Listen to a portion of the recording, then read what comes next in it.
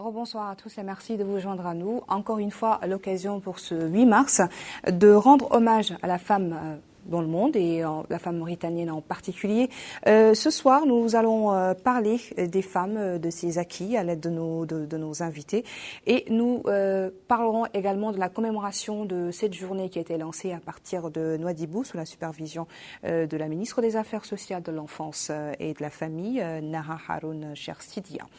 Alors, dans notre Zoom sur ce soir, nous allons essayer de dresser un tableau des acquis et des réalisations dont bénéficie la femme mauritanienne et aborder la stratégie adoptée par le ministère de l'Enfance, de la Femme et des Affaires sociales à cet effet. Et nous recevons ce soir sur notre plateau Madame Roguiatou Di, qui est inspectrice chargée de la famille, promotion féminine et genre au MASEF.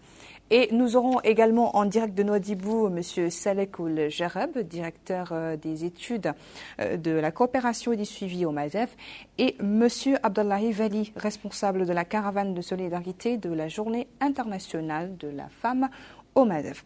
Merci, chers invités, d'avoir répondu à notre invitation. Nous allons tenter au cours de cette soirée de faire le lien entre Nouakchott et Nouadhibou.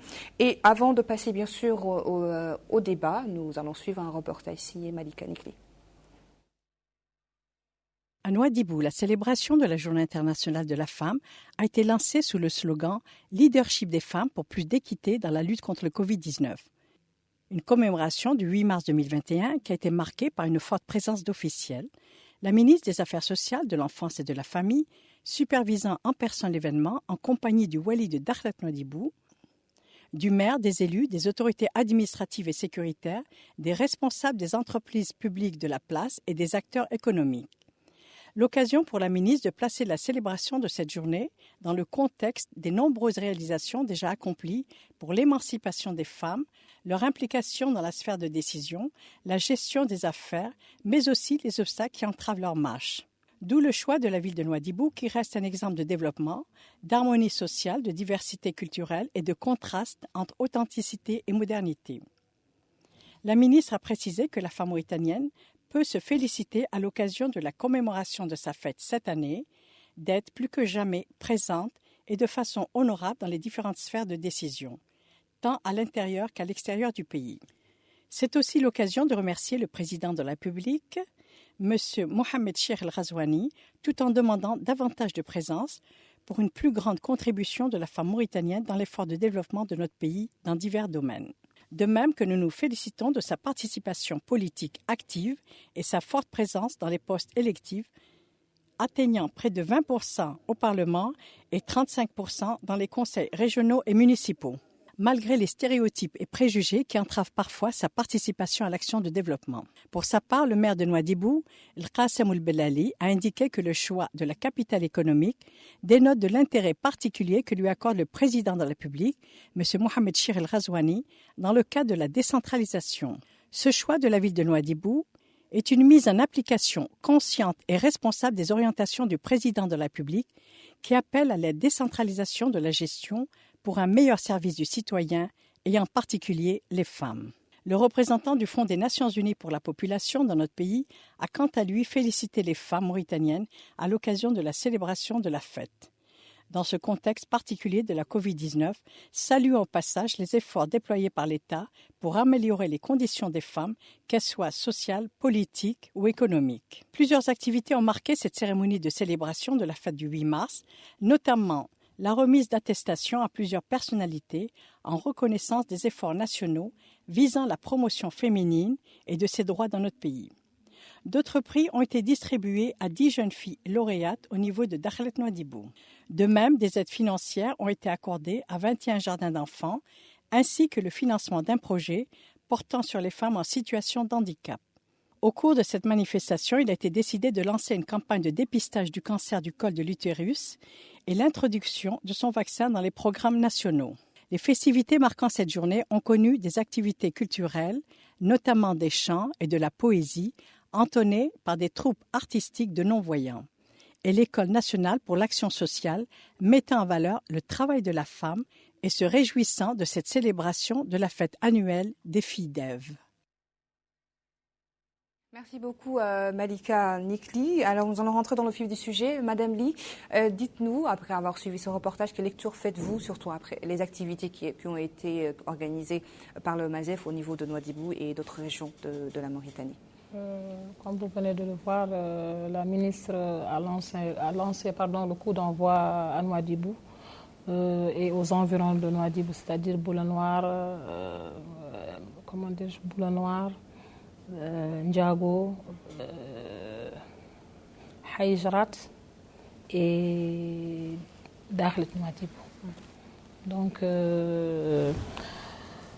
là, c'est surtout, c'est pour montrer un peu, c'est pour être en solidarité avec le littoral de Dakhlet Nouadhibou, de l'Inchiri, du Trarza du Trarza et de l'Inchiri. Donc nous avons vu les activités commémoratives du 8 mars qui ont eu lieu à Nouadhibou avec tout ce que cela pouvait englober. Est-ce que les femmes se retrouvent dans ce programme élaboré aujourd'hui? Si, elles se retrouvent. Parce qu'il y a des programmes qui ont été mis surtout par rapport, c'est pour un peu impliquer la femme rurale. Donc c'est en solidarité c'est pour un peu désenclaver. C'est en solidarité à la femme rurale que ce programme a été mis en place. L'année dernière, c'était à Atar, cette fois-ci, c'est à Nouadhibou. Alors, le thème d'aujourd'hui, pourquoi? Quel est le sens de ce thème que vous avez choisi pour la commémoration de cette journée? Le thème d'aujourd'hui porte un peu sur le leadership féminin. Voilà, ce thème d'aujourd'hui a comme slogan le leadership des femmes pour plus d'équité dans la lutte contre la Covid-19, parce que nous savons que la Covid a impacté un peu elle a causé une crise économique d'ailleurs partout dans le monde et surtout au niveau des pays, les pays sous-développés. Nouakchott, la plupart des femmes vivaient de l'agriculture, de l'élevage. Et donc, avec le confinement et tout ça, ça a un peu enclavé et ça a même limité ou freiné cet engrenage. Alors, nous allons revenir vers vous tout à l'heure. Alors, Monsieur Salek Oulgera, dites-nous, vous êtes le directeur des études de la coopération et du suivi au MASEF. Comment vous avez vécu aujourd'hui les activités qui ont été organisées au niveau de Nouadhibou et dans d'autres régions, bien entendu? Merci. Bonsoir. Bonsoir. Bonsoir. Oui, ici à Nouadhibou, les activités se déroulent, se sont bien déroulées et conformément au calendrier qui a été défini, la commémoration a porté sur un ensemble d'activités. D'abord, des activités valorisant des personnalités qui ont eu à contribuer de manière significative à la promotion du statut de la femme, qui ont été remerciées aujourd'hui par le ministère. C'est des personnalités qui ont contribué à différents niveaux. Nous avons le maire de la ville de Nouadhibou, le député maire, que le ministère a évoqué la promotion du statut de la femme, de l'enfance et de la famille. Si l'on sait que la commune de Nouadhibou offre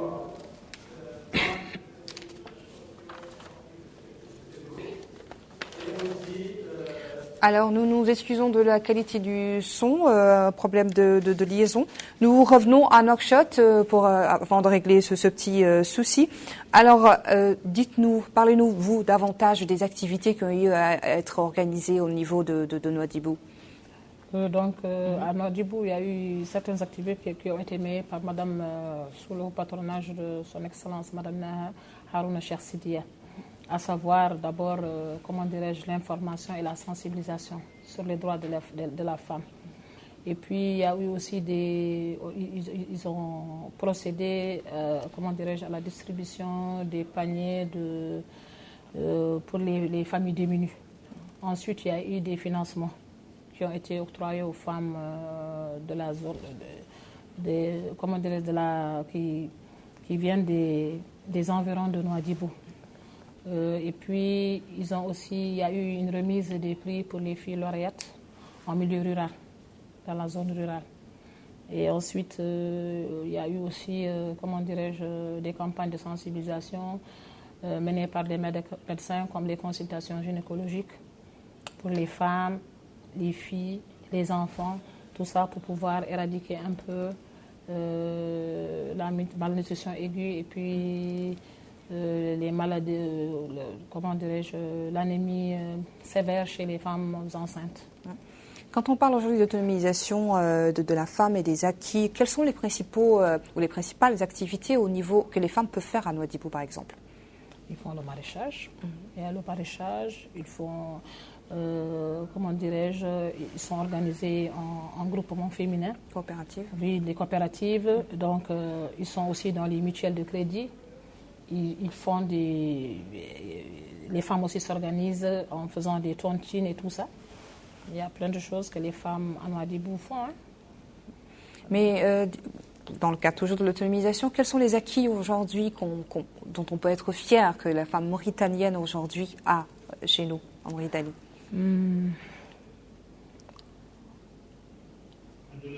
La femme mauritanienne peut dire qu'elle acquiert une autonomisation complète.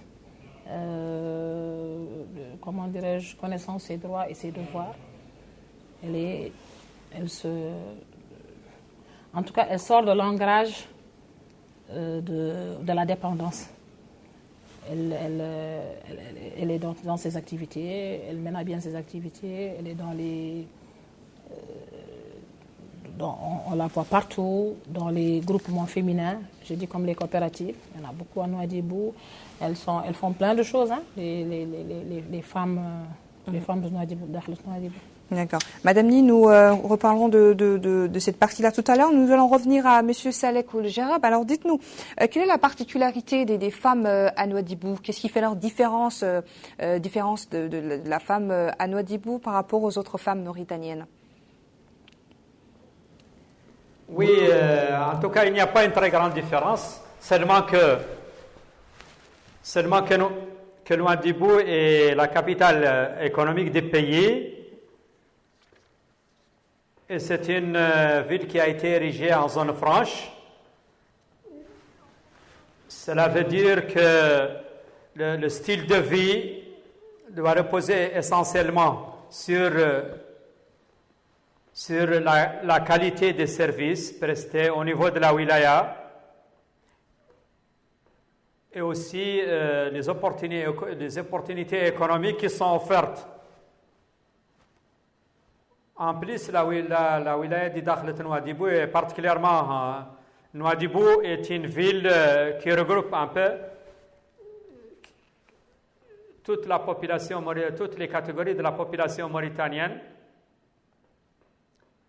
C'est aussi le brassage entre la modernité et la vie traditionnelle du pays. Et cette ville a toujours été au centre des préoccupations des décideurs du pays, surtout le président de la République, son Excellence, M. Hamad el-Sheikh al-Ghazouani, qui accorde beaucoup d'importance au développement de cette région, surtout le développement, la décentralisation et la déconcentration des services. Si l'on sait que l'un des services déconcentrés de l'État, le premier, le conseil régional, il a été son siège a été inauguré par le président de la République ici à Nouadhibou. Donc c'est un signe fort donné par son Excellence pour la déconcentration des services. Et surtout ici au niveau de la région, le ministère des Affaires sociales, de l'enfance et de la famille accorde beaucoup d'importance à trois aspects. Le premier est relatif à l'amélioration de l'offre de l'éducation préscolaire. Nous avons deux offres parallèles, une offre privée et une offre publique. L'offre privée est soutenue par le ministère dans le cadre de son programme de promotion de l'entrepreneuriat féminin, et l'offre publique des services du préscolaire est assurée par la mairie de Nouadhibou. Ce qui est tout à fait normal parce que les services sociaux de base, les plus essentiels, relèvent des compétences des collectivités locales et surtout des mairies. Le deuxième aspect, c'est l'autonomisation, c'est l'appui aux activités économiques des femmes. C'est dans ce cadre que le ministère a mis l'accent depuis le démarrage de la première phase du programme Olouyati et aussi le lancement du programme prioritaire élargi du président de la République. On a mis l'accent sur le financement, le financement des associations de femmes qui sont productifs surtout dans le domaine de l'agroalimentaire. C'est dans ce cadre que le ministère a financé une soixantaine de coopératives féminines à Nouadhibou. Et il a financé deux grands projets. L'un au profit d'un groupement de femmes vivant avec handicap et l'autre au profit de deux pôles d'associations de femmes au niveau de la commune de Nouadhibou. Aussi, la commune de Boulay-Noir, de Mhaïjrat, plutôt de Nouamgar, bénéficie aussi de financements octroyés aux femmes dans le domaine de la pêche. Donc cette particularité, la particularité des opportunités économiques et du contexte de la wilaya font que le ministère... Monsieur Salek, nous reviendrons tout à l'heure sur cet aspect-là. Alors nous allons revenir à Nouakchott avec Madame Di. Nous parlions des opportunités et des acquis offerts aujourd'hui ou que les femmes ont pu acquérir ici en Mauritanie. Entre autres, nous parlions des activités économiques et tout, et des droits, bien sûr. Mm-hmm. Donc, comme M. Salek vient de le dire, je vais essayer un peu de le compléter dans la mise en œuvre des engagements du président de la République, comme il vient de le dire, son Excellence Mohamedou Cheikh Al-Ghazouani, portant sur l'autonomisation des femmes et des personnes vivant avec handicap et l'extension de l'offre de services de préscolaire au profit de 100 enfants. Ensuite, nous avons aussi les priorités et objectifs de la SCAF, c'est-à-dire la stratégie de croissance accélérée et de prospérité partagée à l'horizon 2030.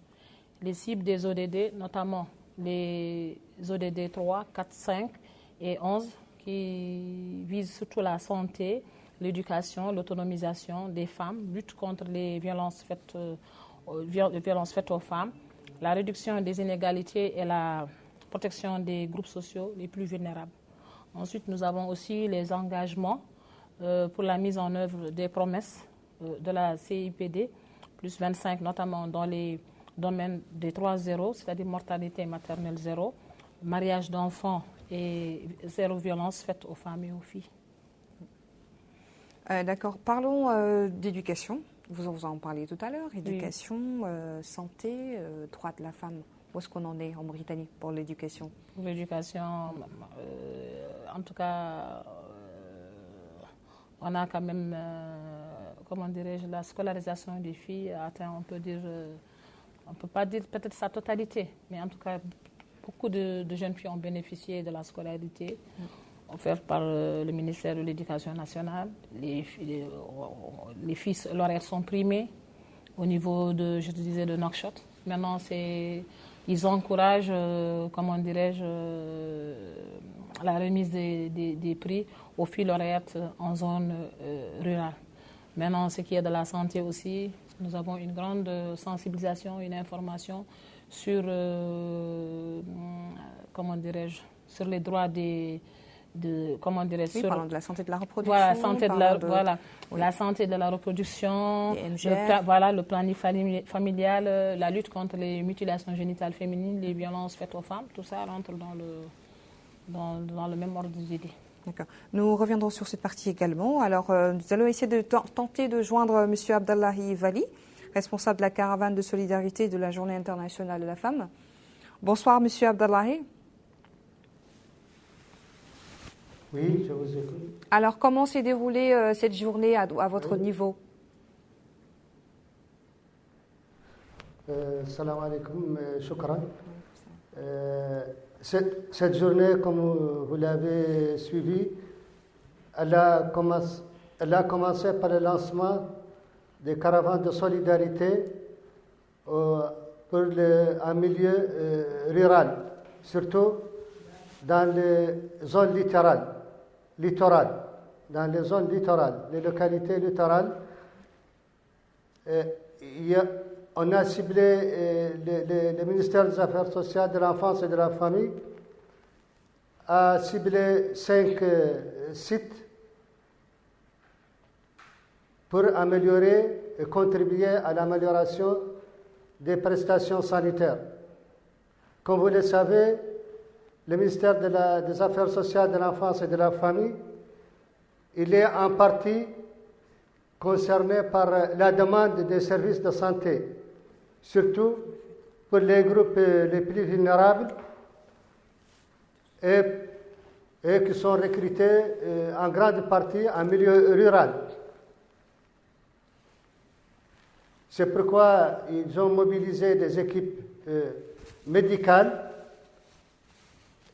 qui comportent un gynécologue, une pédiatre, des médecins généralistes, un chirurgien dentiste et une équipe paramédicale.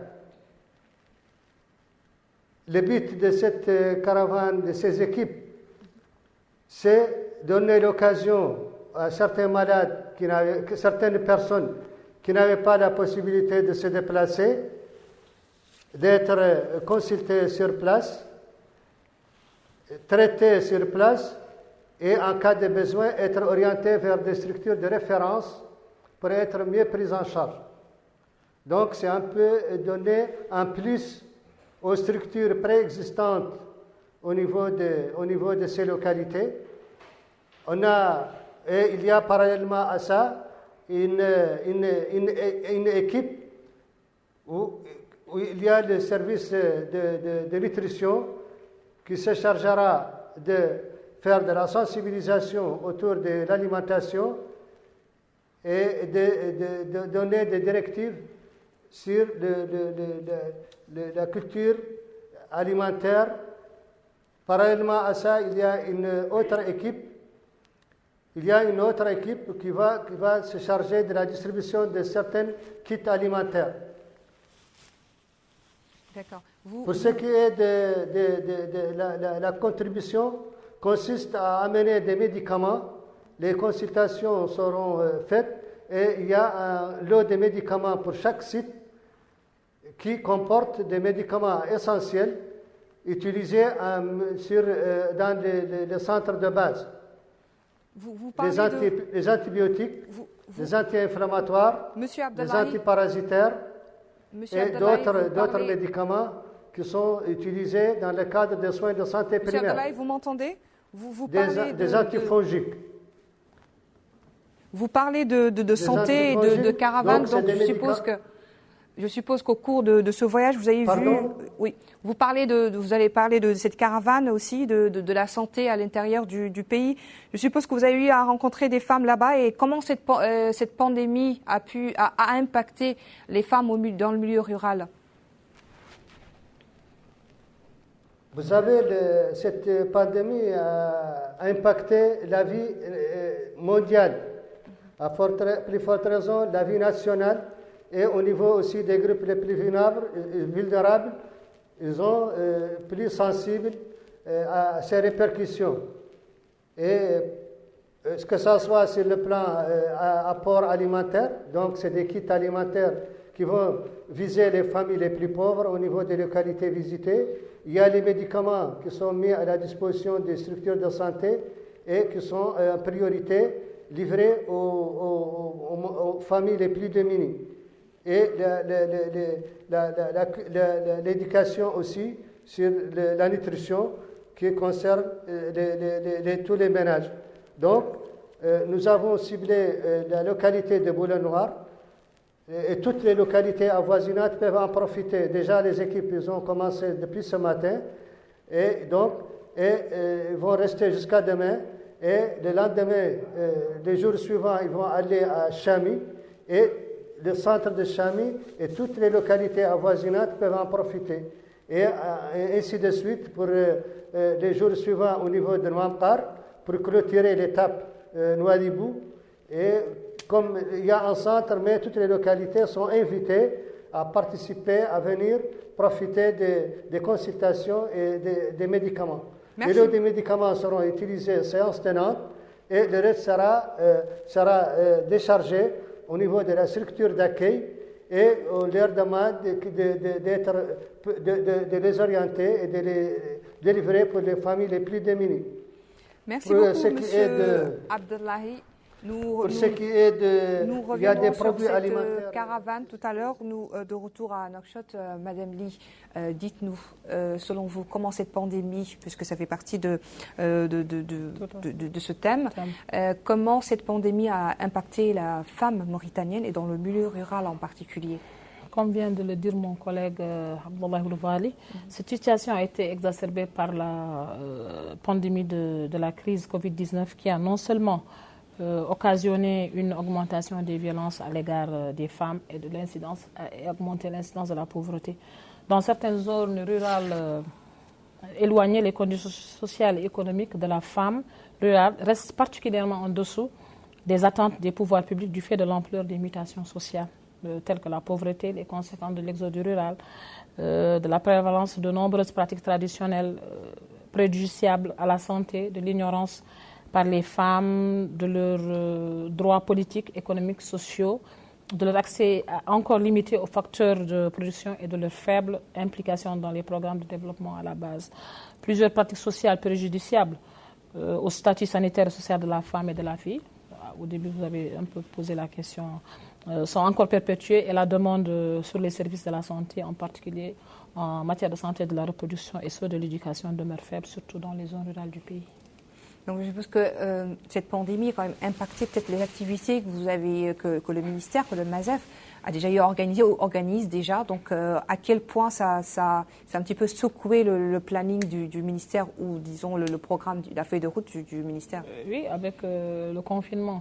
Donc les activités étaient presque très faibles. Donc ça a un peu impacté. Bien sûr, ça a d'ailleurs beaucoup impacté mais avec l'occasion de la fête du 8 mars, le ministère en a profité aussi pour faire certaines activités comme les consultations, la distribution des médicaments, le kit d'hygiène, tout ça, et puis aussi surtout faire de la sensibilisation et informer les populations dans les milieux les plus reculés. Vous avez parlé de sensibilisation et dites-nous qu'apporte vraiment cette décentralisation de la célébration de la journée mondiale de la femme. En fait, selon vous, quel impact elle peut avoir aujourd'hui? Elle a un impact considérable. Moi, je trouve que c'est bien de faire de la décentralisation. Comme ça, les populations de l'intérieur ne vont pas se sentir marginalisées. C'est un peu en solidarité avec les populations de l'intérieur que ce thème, bien que cette caravane vient à point nommé pour pouvoir au moins se pallier un peu au problème des populations de Nouadhibou, de l'Inchiri, des zones ciblées, des environnements Chami et tout ça. Donc moi je trouve que c'est une très très très bonne chose. Alors nous allons voir si M. Salek Oulgereb est de votre avis. M. Salek, vous êtes toujours là? Alors parlez-nous de l'impact vraiment de la décentralisation de cette journée. Quel impact elle peut avoir aujourd'hui, la décentralisation de la journée, de la commémoration de la fête des droits de la femme? Écoutez, la décentralisation de la commémoration de cette journée est devenue désormais une habitude au ministère. Nous avons en 2016 commencé cette décentralisation au niveau de 22 communes du triangle de l'espoir. Ça a été suivi par aussi une décentralisation au niveau de toutes les communes qui se situent à la frontière avec le Mali, qui a englobé qui a englobé le Guidimaka, la Saba et le Dohot. Et ensuite, on a organisé des caravanes aussi dans la zone du fleuve. L'année passée, c'était les zones du nord et du centre. Mais qu'est-ce que vous visez? Et cette année, c'est le littoral. Donc cette décentralisation a certainement un impact très positif. D'abord, les femmes en milieu rural se sentent déjà concernées et se voient aussi au cœur des priorités de l'action du gouvernement et du programme du président de la République. Ça, c'est une chose extrêmement importante et aussi cet impact contribue à enraciner aussi l'action de la déconcentration et la décentralisation des services auprès des populations. Et s'enquérir aussi, ça permet aussi des éléments au ministère de s'enquérir de près de la situation de la femme rurale et exprimer toute sa solidarité avec elle. Et cette solidarité aussi est exprimée par l'ensemble du gouvernement, parce que dans cette action, plusieurs départements ministériels sont mis à contribution. Donc l'impact est extrêmement important, surtout que l'amélioration des connaissances des femmes en ce qui concerne les pratiques qui peuvent un peu améliorer leur comportement. Et il y a leur autonomisation par le renforcement de leur accès aux facteurs de production, notamment les ressources financières, les financements, qui sont désormais au cœur des priorités du gouvernement. Surtout qu'aujourd'hui, quand on voit un peu le tweet de Son Excellence, Monsieur le Président de la République, qui a réaffirmé encore une fois sa volonté de promouvoir et d'autonomiser davantage la femme mauritanienne. Et cette volonté s'est déjà même exprimée à travers le programme Olouyati et à travers aussi le programme élargi, son programme élargi pour la relance économique, où la femme bénéficie d'une place extrêmement importante à deux niveaux. Il y a un volet qui est consacré à la femme d'une façon générale, et il y a un volet qui est consacré aux personnes vivant avec handicap, avec un focus sur les femmes et les filles handicapées. Merci Donc beaucoup. la vision du ministère aussi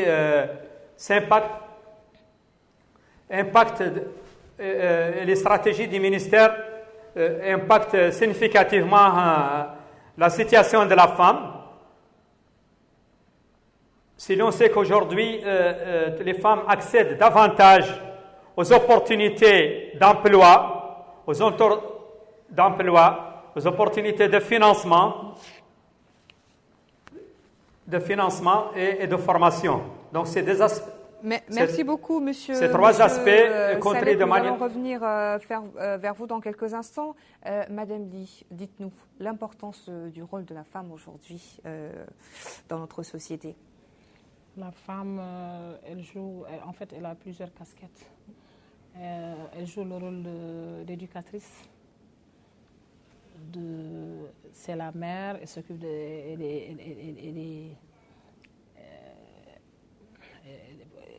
en fait, elle s'occupe de l'éducation de ses enfants, elle joue un rôle au niveau...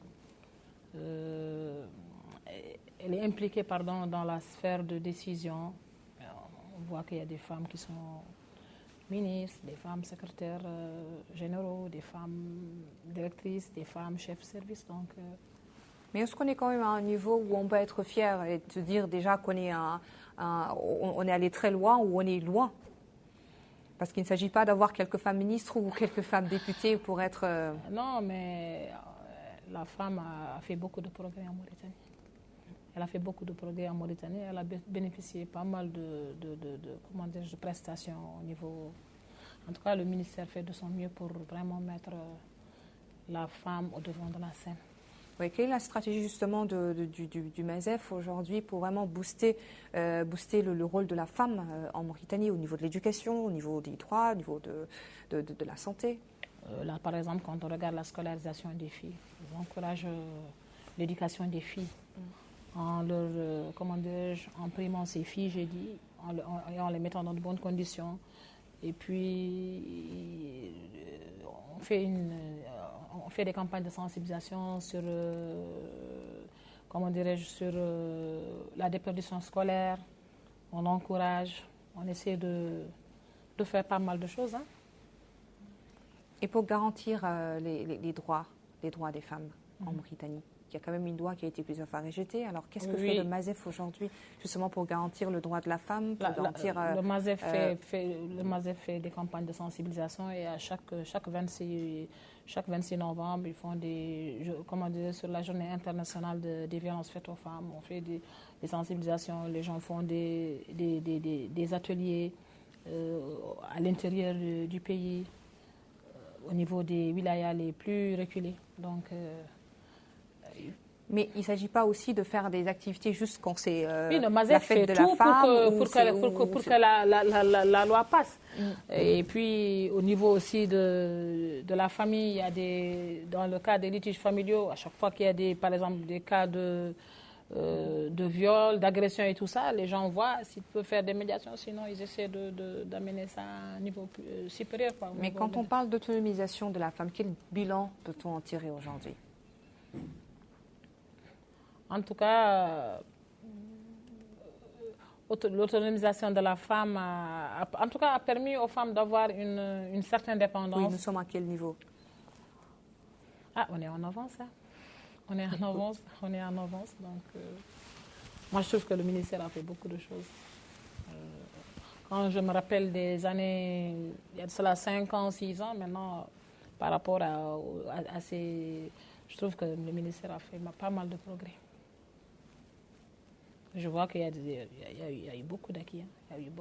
Les filles sont primées, les femmes ont une certaine autonomie, elles accèdent au crédit facilement. Et puis, les femmes handicapées, comme l'a dit M. Salek, le président, dans les engagements, a mis la femme au cœur, les jeunes, les personnes handicapées au cœur de tout. Donc, c'est ancré maintenant dans dans la stratégie du ministère. Quand on parle de violences faites aux femmes, vous en parliez au début, nous parlons de violences faites aux femmes, de viols, d'agressions, entre autres. Quelle stratégie aujourd'hui, c'est un mal dont souffre quand même le monde entier, bien entendu, mais quelle stratégie aujourd'hui notre pays adopte, votre ministère adopte justement pour défendre ces femmes-là? Font de la sensibilisation et puis ils essaient des fois on essaie de sanctionner les fauteurs, donc on essaie de toucher le ministère de la Justice, parce que c'est le ministère de la Justice que se charge quand même. Par le biais du MASEF, ils essaient d'accompagner avec l'aide de la société justement, civile. parlons de l'accompagnement et justement du soutien que le MASEF a ou fait pour ces femmes-là. Ils font pas mal de choses. Hein. En tout cas, ils accompagnent. Le ministère fait pas...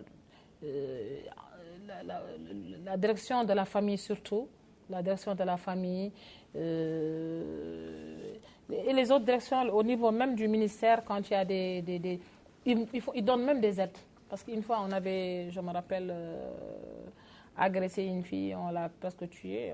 Ils ont mis un montant au profit de la famille de la victime.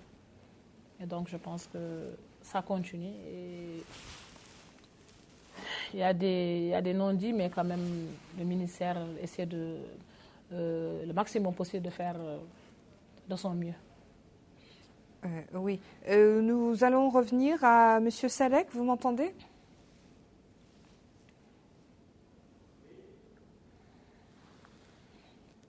Monsieur Salek? Alors, parlons des acquis aujourd'hui, des acquis des femmes mauritaniennes au niveau d'autonomisation. Quel bilan vous pouvez nous en faire au niveau des droits de la femme, au niveau de la santé, au niveau de l'éducation?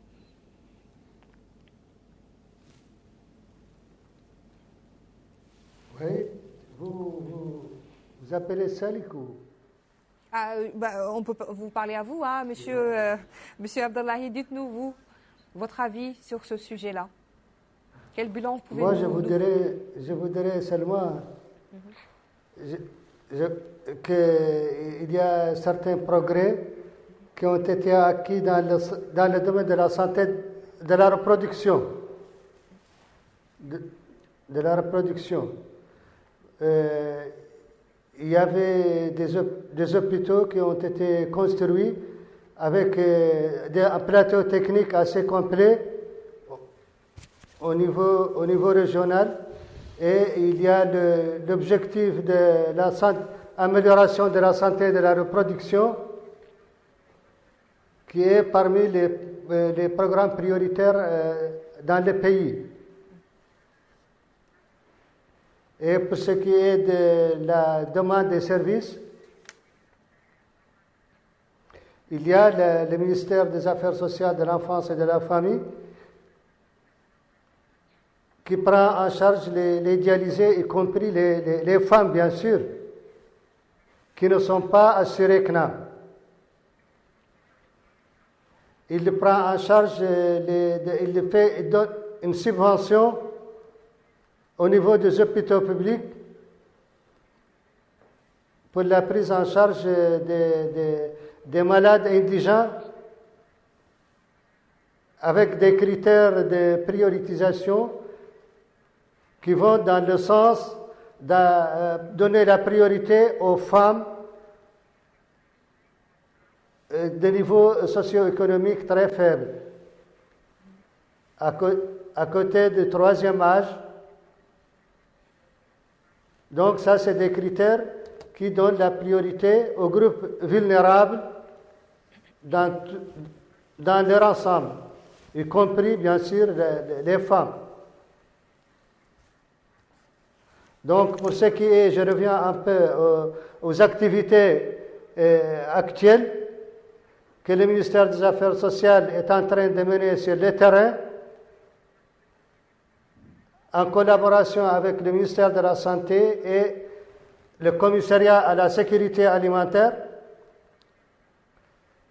Vous savez, la tendance actuellement, c'est de créer une synergie entre les différents secteurs publics de l'État. C'est une option des pouvoirs publics. Et le ministère de la Santé peut jouer un rôle transversal. Parce qu'il a des activités en commun avec le ministère de la Santé, avec les acteurs sociaux, comme le commissariat à la sécurité alimentaire, le commissariat aux droits de l'homme, Ta'azur, et aussi avec le ministère des Affaires religieuses et de la justice. Donc je crois que ce rôle que le ministère de la Santé est en train de créer une synergie pour bien mener ses activités. Donc je crois que ça c'est déjà des acquis qu'il faut prendre en compte. Alors, voilà, je crois que si j'ai bien Ça répond bien à votre question, j'espère bien. Merci beaucoup, Monsieur Abdullahi. Nous allons revenir à Monsieur Salek, si vous nous entendez.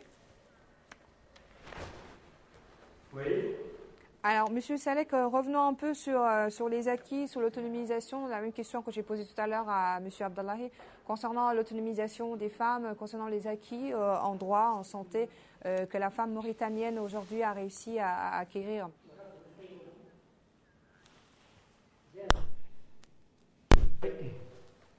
Oui, évidemment, la femme mauritanienne bénéficie d'un certain nombre d'acquis que nous avons pu mesurer à travers un indice composite qui mesure le pouvoir économique, le pouvoir politique et le pouvoir social de la femme. De la même façon qui est mesuré dans les autres pays, particulièrement de la zone Afrique. Quand on a mesuré cet indice composite de façon pondérée entre les trois pouvoirs, on a trouvé que la Mauritanie se situe dans la classe des pays qui a une moyenne de 7 à 8 sur 10. Sur 10. Si l'on sait que le pouvoir politique s'est sensiblement renforcé de la femme, surtout sa présence dans la sphère de prise de décision au niveau du Parlement, au niveau législatif, l'exécutif, au niveau de l'administration, au niveau de la société civile et aussi des partis politiques. Donc, les indicateurs de participation de la femme sont très encourageants. Et au niveau des droits, des sur femmes le plan économique, au niveau aussi des droits. Et sur le plan économique, la femme aussi accède déjà très bien aux facteurs de production qui sont le foncier, qui sont les financements, l'emploi, le renforcement des capacités. Donc, ces aspects-là, les données sont très satisfaisantes aussi. Sur le plan du pouvoir social, on a traité 3 aspects, l'éducation, la santé et surtout la protection contre les maladies qui créent contre les facteurs et les déterminants de la mortalité maternelle et infantile. À ce niveau aussi, malgré que nous avons encore un taux de mortalité qui est un peu supérieur à la moyenne de l'Afrique, nous avons cependant, au niveau de la vaccination, nous avons enregistré des taux très importants au niveau de la lutte contre la malnutrition et aussi au niveau de l'éducation des filles. Donc, les 3 indicateurs par rapport à ces 3 domaines nous donnent une moyenne qui place la Mauritanie dans une position très réconfortante dans la région de l'Afrique à laquelle on se compare. Donc, à cette occasion, j'ai saisi l'opportunité pour féliciter la femme mauritanienne pour ses acquis. Et pour dire aussi que le climat de paix et de stabilité qui règne dans les pays aussi, autant d'éléments qui contribuent à ce développement que nous avons. Si l'on voit des pays qui sont perturbés alors que nous vivons, alhamdoulilah, dans la tranquillité, dans la paix et dans la stabilité. Parlez-nous, monsieur Saleh, de la stratégie du MASEF justement pour améliorer la condition féminine en Mauritanie, surtout au niveau des lois, au niveau des droits de la femme de chez nous. Comment? J'ai pas très bien Parlez-nous de la stratégie de votre ministère pour améliorer aujourd'hui les acquis justement qu'on a déjà, mais aussi améliorer les droits de la femme et améliorer également son statut. Oui, la stratégie actuelle du gouvernement, du ministère s'inscrit dans le cadre des orientations macro du pays qui sont dans le cadre de la stratégie de croissance accélérée et partage de la prospérité et qui est reflétée aussi à travers la déclaration générale de politique du gouvernement et le plan d'action du gouvernement, le plan quinquennal d'action du gouvernement, qui est déjà largement financé sur ressources propres du pays. Donc, c'est une consolidation des acquis et aussi l'autonomisation de la femme se verra aussi renforcée, notamment à travers les priorités qui sont accordées dans le cadre des stratégies du pays, aussi bien que la stratégie nationale de prospérité et aussi les stratégies sectorielles, les différents secteurs.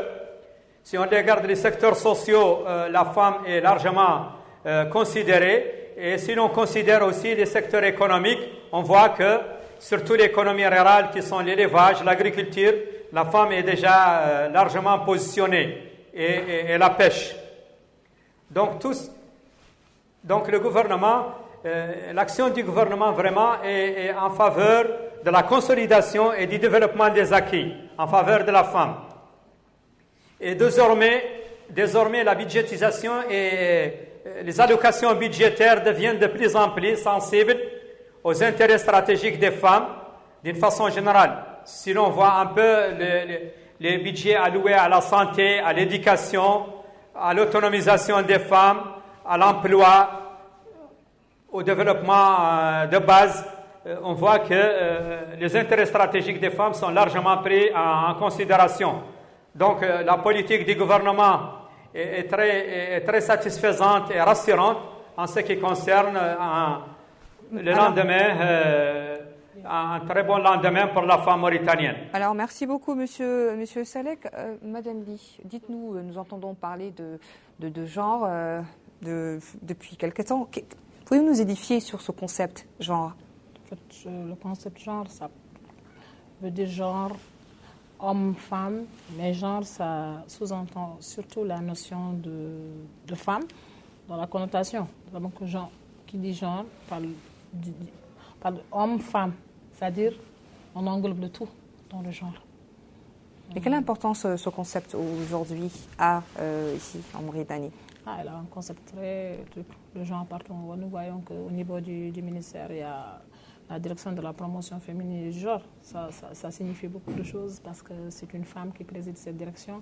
Et puis, dans toute chose, on met le genre. C'est pour un peu dire que la femme est impliquée au plus profond de la chose. Genre.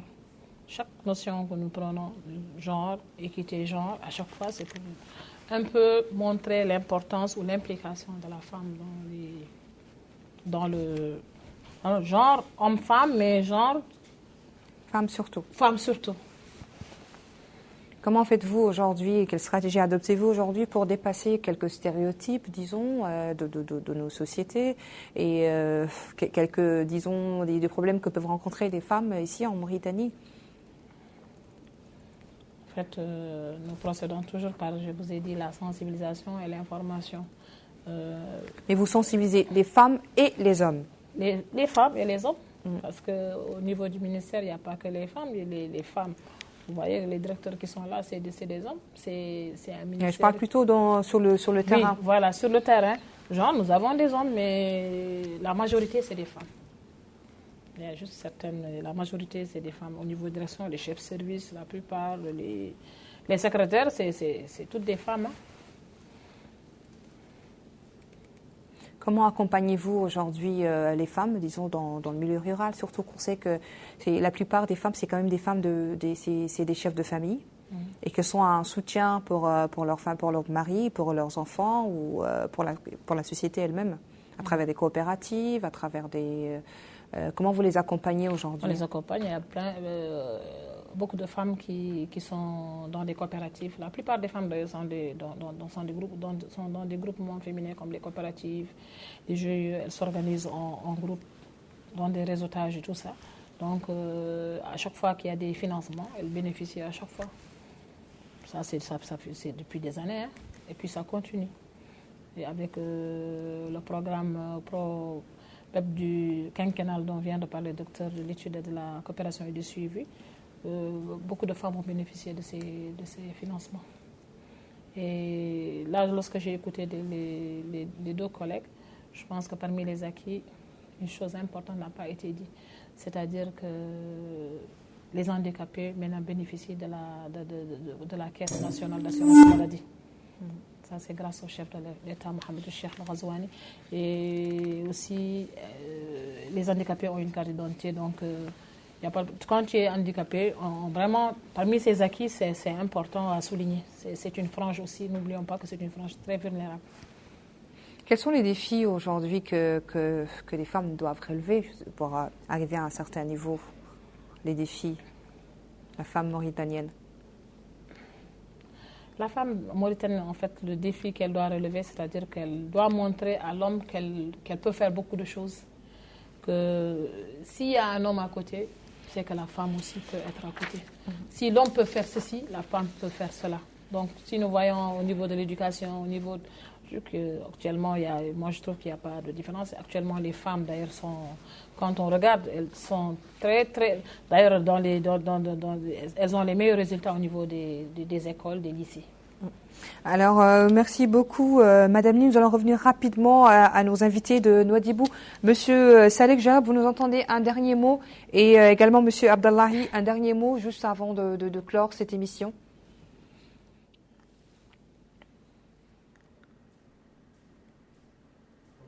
Oui. Le dernier mot que je dis, j'aurais bien voulu que les populations concernées par les équipes médicales doivent profiter aussi bien au niveau de Nouamqar, au niveau de Mhajrat et au niveau éventuellement au niveau de Ndiago, l'étape la dernière. Donc, s'il y a des sites, il faut que toutes les localités avoisinantes en profitent. Et je demande aux autorités de sensibiliser sur ces populations pour profiter davantage de ces consultations et de ces produits alimentaires et médicaments. Merci beaucoup. Je vous remercie. Merci beaucoup, Monsieur Abdallahi Vali, responsable de la caravane de solidarité de la Journée internationale de la femme. Malheureusement, nous n'aurons pas le temps de donner un dernier mot à Monsieur Saleh Jarab, qui est le directeur des études de la coopération et du suivi au MASEF. En tout cas, merci à vous, Madame Rouguetouli, inspectrice chargée de la famille, promotion féminine et genre. Merci d'avoir répondu à notre invitation. En tout cas, j'en profite pour souhaiter à toutes les femmes, en l'occurrence à la femme mauritanienne, bonne fête de la femme et bonne fête à vous aussi. Merci Très bonne beaucoup. soirée. Merci beaucoup. Alors, merci beaucoup à notre équipe technique, à leur tête Eli Cheikh Abdallahi, et merci à Mamadou Gueye, à Arabi Adeda et bien sûr Madani Dramé. Bonne soirée.